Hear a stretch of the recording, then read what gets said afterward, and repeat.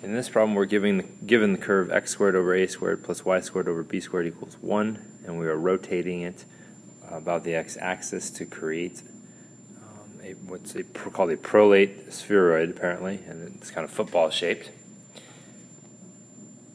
And so we want to find the volume, and we need to decide which method we want to use. And in one sense, you can use any method you want. In this case, washer makes no sense because there's no hole in this object. I'm going to use disk in order to find the volume of the solid that occurs. And the first thing I need to do is I'm going to solve my equation for y. So one, I need to recognize that this is the equation of an ellipse. That will be important.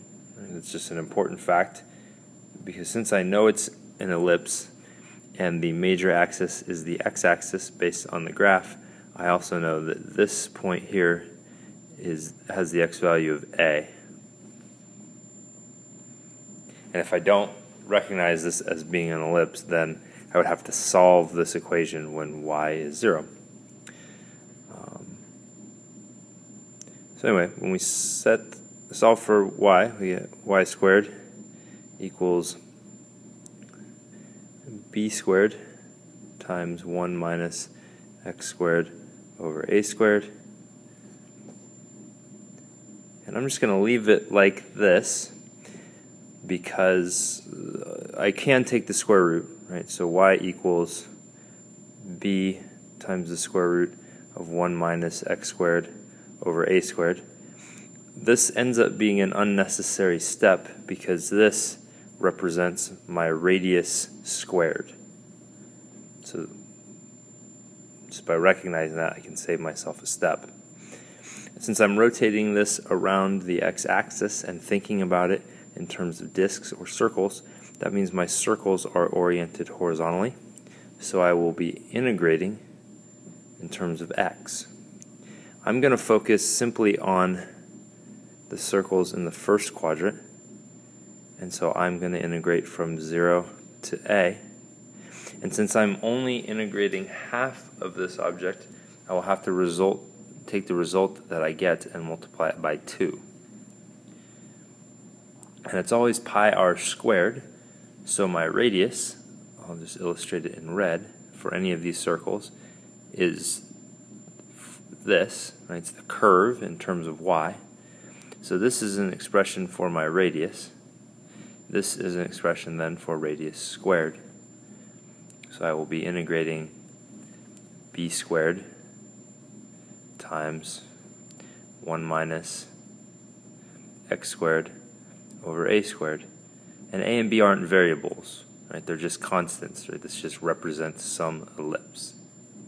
That's an important fact as well. I'm going to bring this over a little bit so it's easier to see, but I've got my integral.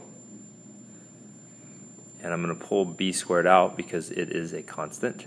So I have 2 pi b squared times the integral from 0 to a of 1 minus x squared over a squared dx.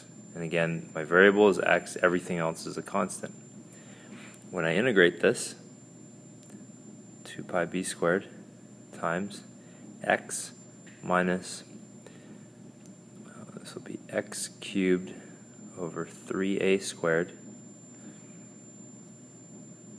from 0 to a. When I substitute in my upper limit of integration, a, I get the expression a minus a cubed over 3a squared. When I substitute in my lower limit of integration, that will be 0, so there's nothing to subtract. Cleaning this up, we have 2 pi b squared times a minus 1/3 a, which leaves us with a minus 1/3 a is 2/3 a, and multiplying that by 2 will give us 4/3 a b squared pi for the volume.